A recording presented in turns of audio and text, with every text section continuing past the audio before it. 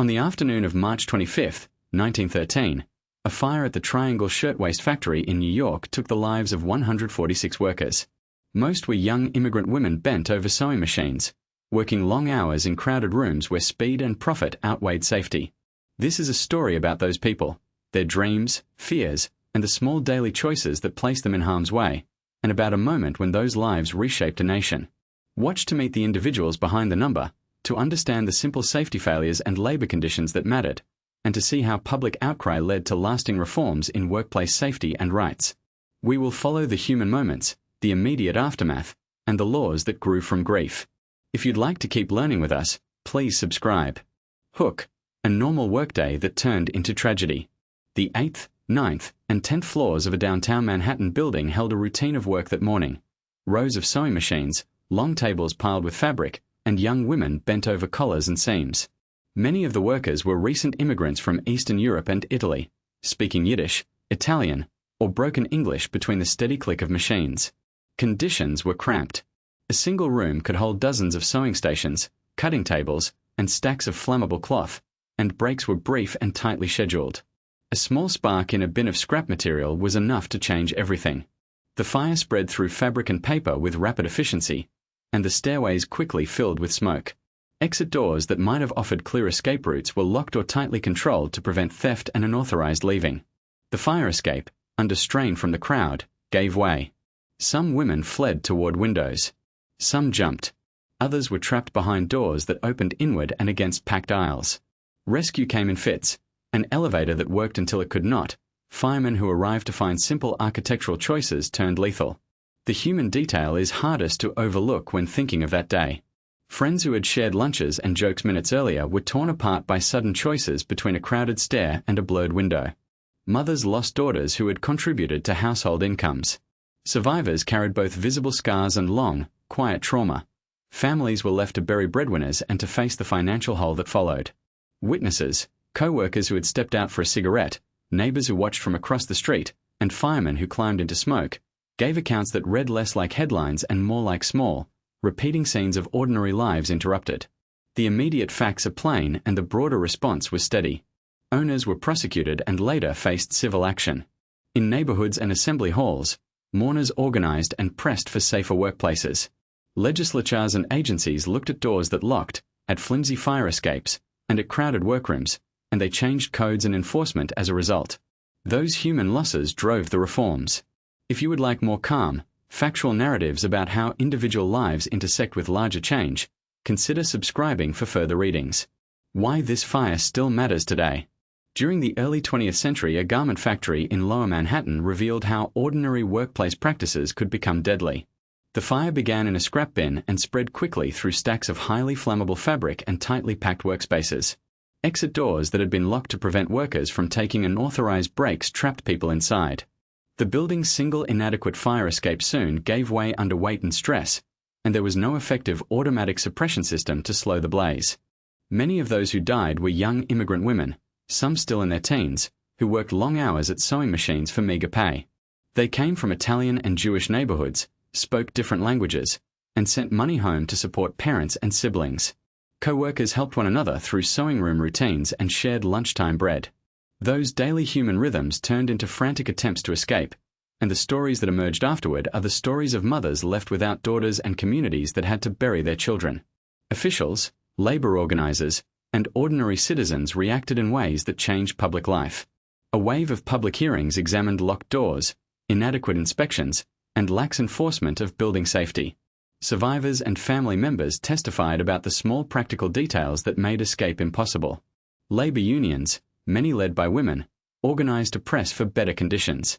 One individual who witnessed the scene went on to pursue public office and later helped shape national labor policy, influenced by what she had seen that day. The practical lessons from this loss are still relevant. Fire codes, mandatory inspections, clear and unlocked exits, emergency drills, and requirements for suppression systems reflect reforms that came from the pain of that event. Beyond regulations, the episode reminds us that workplace safety depends on attention to everyday practices and the voices of those who work on the ground. Remembering the human stories, the voices, the losses, the acts of courage and mutual care, helps keep those lessons alive. If you would like more accounts and context about labor history and safety reforms, consider subscribing for further thoughtful narratives. Life of immigrant workers in early New York.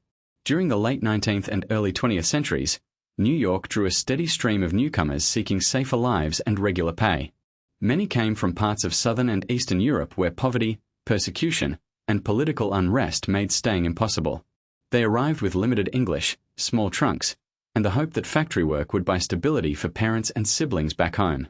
Life in the neighborhoods where these workers lived was compact and communal. Families often shared a single room in crowded tenements, and bathroom facilities were shared down the hall. Narrow stairwells, thin walls, and poor ventilation were common. Young women sometimes boarded in housekeepers' rooms or crowded boarding houses run by other immigrants, where a curtained bed and a basin might be all the privacy available. Illness moved quickly through such conditions, and a cough that might be minor elsewhere could become serious when space, fresh air, and medical care were scarce. Work itself shaped daily rhythms. Garment factories and sweatshop filled with sewing machines and long tables were noisy, repetitive places. Tasks were divided into small operations: cutting fabric, stitching seams, setting sleeves, attaching buttons. Employers commonly paid by the piece rather than by time, which pushed workers to sew faster at the cost of comfort and safety. Shifts often stretched into 12-hour days and lasted 6 days a week, leaving little time for rest or schooling. Pay was low. The earnings of a single worker frequently supported an entire family and were sent as remittances to relatives overseas. Women made up a large share of the workforce in the garment trades. Many were in their teens or early 20s, balancing work with household responsibilities. Language barriers limited options, so most found work through neighborhood networks or newspaper advertisements in Yiddish, Italian, and other immigrant languages. Mutual aid societies, religious institutions, and settlement houses provided practical help. Organizations like local settlement houses offered English classes, sewing instruction, and basic medical care, and they became vital places for learning, organizing, and socializing. Solidarity developed naturally among people who shared language, food, and experience. Coffee houses, kosher bakeries, and small shops served as meeting places where news traveled and strategies for coping were exchanged. Labor activists emerged from these circles. Leaders such as Clara Lemlich and others, who themselves had worked at sewing benches, organized walkouts and strikes to press for shorter hours and better conditions.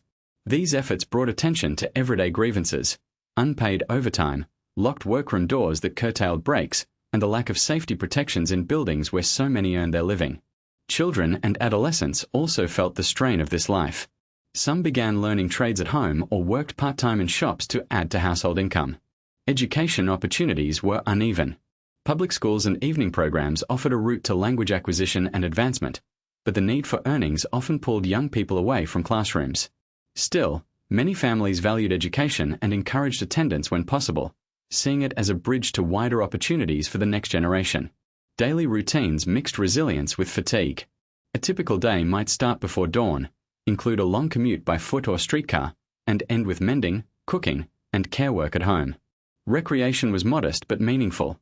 Church and synagogue gatherings, rooftop meetings, and community dances provided relief from monotonous labor. These small pleasures were essential. They kept culture alive, reinforced mutual aid, and helped workers sustain hope.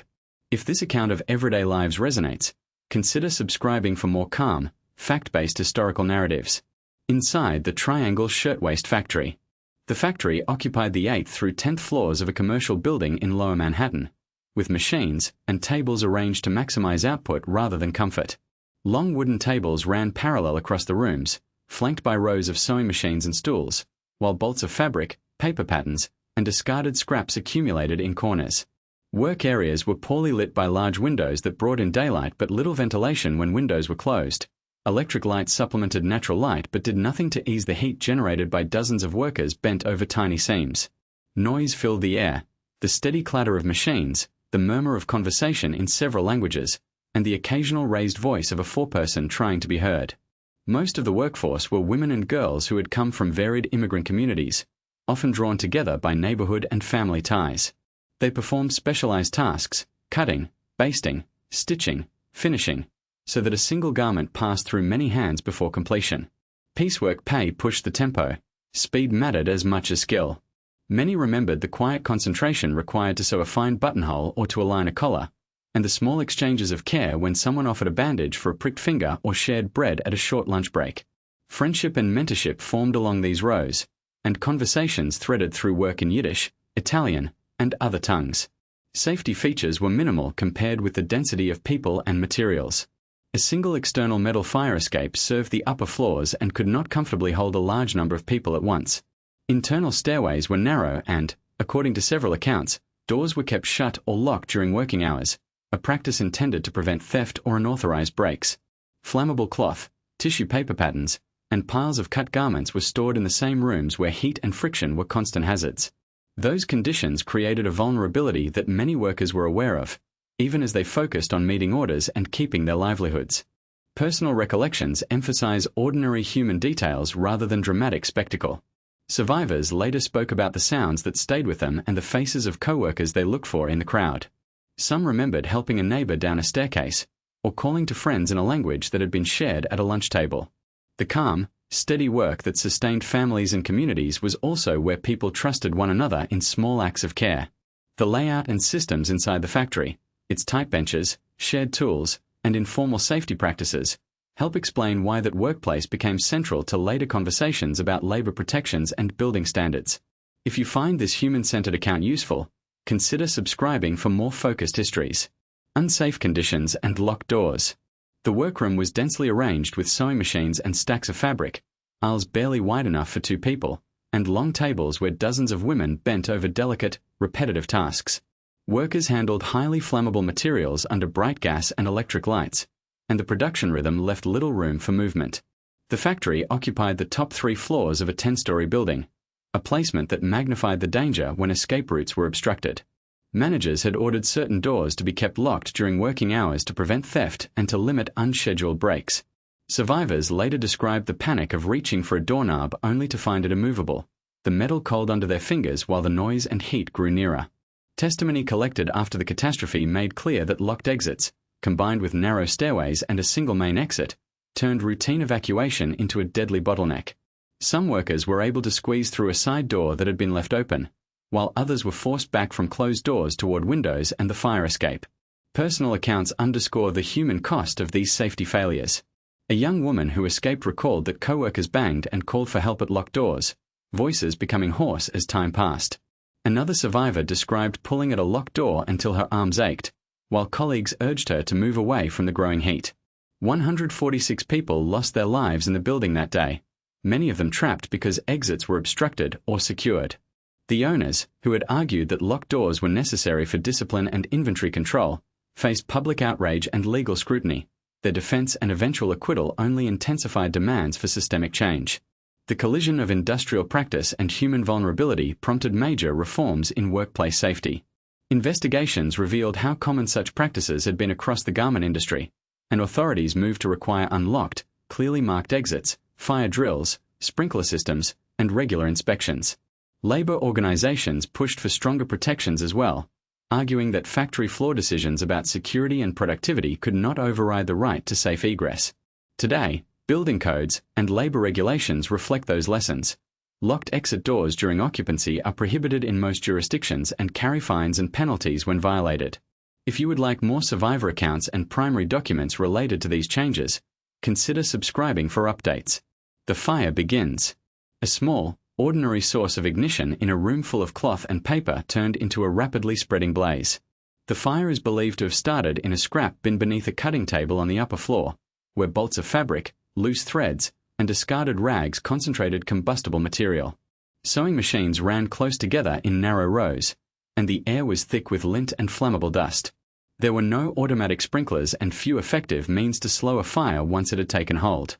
Workers smelled smoke and then saw flames. Some tried to smother the fire with buckets of water or handheld extinguishers. Others padded fabric or dragged nearby boxes away to create a barrier. A few of the men and women who worked there attempted to lead co-workers toward exits, but doors that should have provided quick escape were locked, a security measure that trapped people inside. Panic grew as stairwells filled with smoke, and movement became difficult in the crowded workrooms. Efforts to reach safety met physical limits. Elevators were used, and some operators made repeated trips to carry people out until the equipment could go no further. Fire department ladders, however, reached only partway up the building. The external fire escape proved fragile under heavy use and collapsed in places. Life nets held by firefighters were deployed and sometimes tore when confronted by the weight and speed of desperate jumps. These failures compounded the human loss and the sense of helplessness felt by chaos, panic, and impossible choices. Smoke moved through the crowded sewing rooms within minutes, carried along by bolts of fabric and the open plan of the workspace. The machines were loud and the aisles narrow, so by the time workers smelled burning, the only visible exits were often blocked or hard to reach. Many of those inside were young immigrant women, speaking different languages and already stretched by long hours. They had little time to understand what was happening before they had to act. Managers and foremen tried to direct people toward stairways, but some doors were fastened in ways that prevented quick escape. A locked door on a stairwell forced workers to turn back into the smoke, and those who found the fire escape discovered it could not sustain the weight of panicked crowds. The main fire ladder could not reach the upper workrooms. Elevators were used as rescue devices, making multiple trips under duress, but were not designed for the volume of people scrambling to get out. In several rooms, workers made the terrible calculation between staying and suffocating or taking their chances by jumping. Witnesses later described the scene without embellishment. Some spoke of young women helping each other calmly to lower a child or to pass a bundle of clothing through a window. Others remembered colleagues calling out names, trying door handles, or pressing to be the next in line for a rescue that did not always come in time. Frances Perkins, who watched from a nearby rooftop, recounted the box choices people were given and how that view shaped her lifelong work for safer workplaces. Those voices returned the episode to individual lives rather than statistics. Rescue efforts were frantic but limited by the tools and planning of the moment. Firefighters worked with ladders and hoses that could not solve the structural problems inside the factory. The fire escape's collapse and the inability to open exits transformed a fire into an enclosure. People who survived later recalled split-second decisions: staying to help a friend, climbing to a rooftop and finding no route down, or acting alone to jump. Those choices were not sensational. They were practical, harrowing, and made under extreme stress. The human cost was immediate and personal. Families learned of losses through neighbors, church groups, and the hospitals that received the injured, and communities rallied to identify those who had died or were missing. Labor organizers and friends gathered lists, passed word, and supported burials. Over time, the recollections of those who escaped, some saved by elevators, others by improvised ladders or by breaking through weak partitions, became testimony used to change workplace rules. If these accounts resonate with you, consider subscribing for more careful and compassionate historical narratives. Public shock and nationwide outrage. News of the fire spread quickly through neighborhoods and newspapers, and the scale of the human loss became painfully clear. 146 garment workers, most of them young immigrant women, did not come home. Many readers learned the names and faces of neighbors and co-workers at the same time they read accounts of locked doors and blocked exits. The fact of so many lives cut short by preventable conditions created a deep, public shock that crossed class and ethnic lines. Families and communities gathered in long lines outside funeral homes and synagogues and churches, trying to make sense of the loss. Grief was immediate and intimate. Parents held small garments and photographs. Friends spoke slowly about the young women who had come to the city to work and support their families. At the same time, organized groups, labor unions, women's clubs, and immigrant mutual aid societies turned mourning into public action. Demonstrations and public meetings drew thousands as speakers described unsafe workshops and demanded accountability. The courtroom proceedings that followed did not soothe public anger. Factory owners Isaac Harris and Max Blank were prosecuted but ultimately acquitted of manslaughter, a verdict that many perceived as a failure of the legal system to protect vulnerable workers. That outcome intensified calls for reform rather than ending them. Testimony from survivors, rescue workers, and eyewitnesses filled newspapers and legislative hearings, and the voices of ordinary people shaped the conversation about workplace safety. Political leaders responded to the outcry with concrete measures. State lawmakers created investigative bodies that examined factory conditions, and their reports led to new rules requiring safer exits, regular fire drills, improved stairways, and greater oversight of factory floors. Advocates won mandates for sprinkler systems in many types of buildings and tighter enforcement of building codes.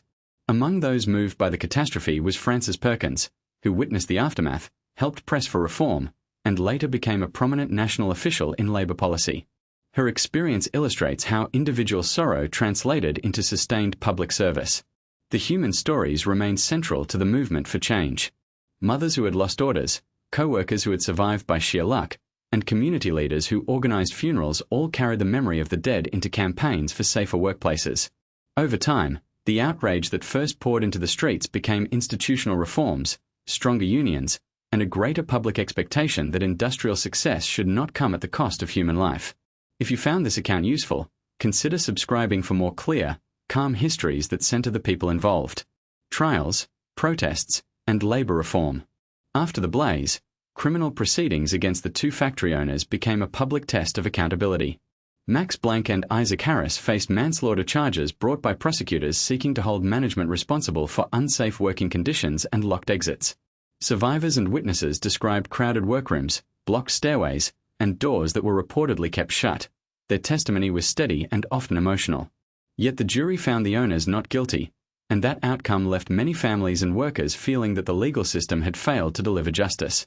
Public sorrow quickly turned into organized protest. Funeral processions drew neighbors, co-workers, and union members who marched in mourning and in anger. Leaders from the garment unions, including vocal women organizers, pressed for immediate change and for more protection for immigrant workers who formed the bulk of the workforce. One result was a surge in strike activity and a renewed effort to bring workers together across shop floors that had been fragmented by language and skill differences. The uprising of the 20,000, a major strike led primarily by young women garment workers, drew attention to working conditions and showed how collective action could amplify individual grief into political pressure. Lawmakers responded to the outcry by creating investigative bodies and by rewriting safety rules. State-level commissions examined factory layouts, ventilation, fire escapes, and the practice of locking doors to prevent theft. More than 30 new laws and regulations emerged in the wake of those investigations, targeting building safety, fire prevention, and routine inspections. Requirements for outward-opening doors, better fire escapes, functioning sprinklers where appropriate, clear exits, and more rigorous factory inspections became central demands. Civil suits against the owners resulted in modest settlements for some families, but many survivors insisted that legal payouts could not replace the structural reforms now required. The human consequences of those trials and protests reshaped public attitudes toward labor regulation. Union membership grew, and labor organizers found new moral authority when pressing for safety standards and reasonable hours. A number of reformers who witnessed the aftermath later carried that experience into government roles and policymaking, arguing that preventative regulation and consistent enforcement were essential to protect workers. These changes did not erase the losses, but they did create lasting institutional shifts. Inspection regimes, fire codes, and stronger union representation became part of the practical legacy of those protests and trials. If you found this account useful, please consider subscribing for more careful histories. How tragedy reshaped worker rights in America. During the early 20th century, crowded sweatshop employed many recent immigrants, mostly young women, who worked long hours under dangerous conditions for low pay.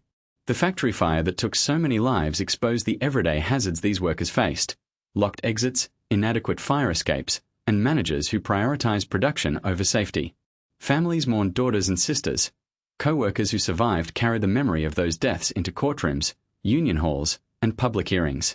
Owners were put on trial and then acquitted of criminal charges, a result that intensified calls for systemic change rather than leaving reform to chance. Survivors, family members, and labor organizers turned grief into action, pressing lawmakers to close the gap between factory practices and public expectations of safety. Testimony from people who had been trapped, from fathers who lost children, and from union representatives made the abstract idea of workplace danger painfully concrete. In response, state officials launched a formal investigation that led to a sweeping package of new laws and regulations focused on fire safety, factory inspections, and workers' protections. These legal changes required unlocked doors during working hours, clearer and more numerous exits, improved fire suppression measures in high-risk workplaces, and routine inspections to enforce those standards. The tragedy also accelerated labor organizing in the garment trades, strengthening groups that had already been fighting for basic rights. Unions such as the International Ladies Garment Workers Union gained momentum, as women who had once been reluctant to speak out now demanded collective bargaining and safer conditions. Union leaders pushed for binding rules about workplace safety and for mechanisms that would allow workers to report violations without fear of retaliation. Over time, these efforts contributed to a broader labor movement capable of achieving concrete protections through legislation, collective agreements, and public oversight. The human impact rippled beyond legal texts, It reshaped public expectations about the employer's duty of care and the role of government in enforcing safety. A generation of activists and public officials, some of whom witnessed the disaster firsthand, carried lessons from that day into future policy work, influencing how the nation treats occupational safety and workers' rights. Even now, when modern debates arise about workplace conditions, the reforms sparked by those survivors and advocates remain relevant as foundational examples of how persistent public pressure and organized labor can produce lasting protections.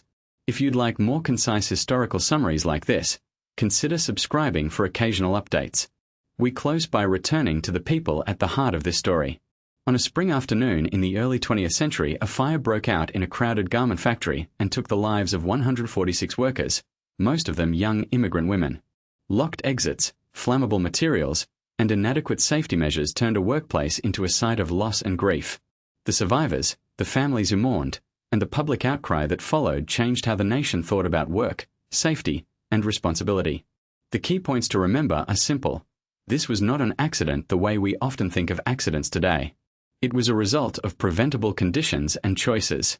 The loss prompted new laws, stricter building and fire codes, stronger factory inspections, and deeper support for unions and labor rights. It reminded a growing nation that the dignity and safety of workers must be protected. As you reflect on these stories, consider the people whose names may not be on monuments but whose lives helped shape safer workplaces for everyone. If this episode mattered to you, please consider subscribing for more calm, careful histories told through the experiences of real people. In coming videos, we will explore other moments in labor and social history, and the individuals whose courage and loss led to lasting change. Remember them not as statistics but as people whose lives reshaped the country.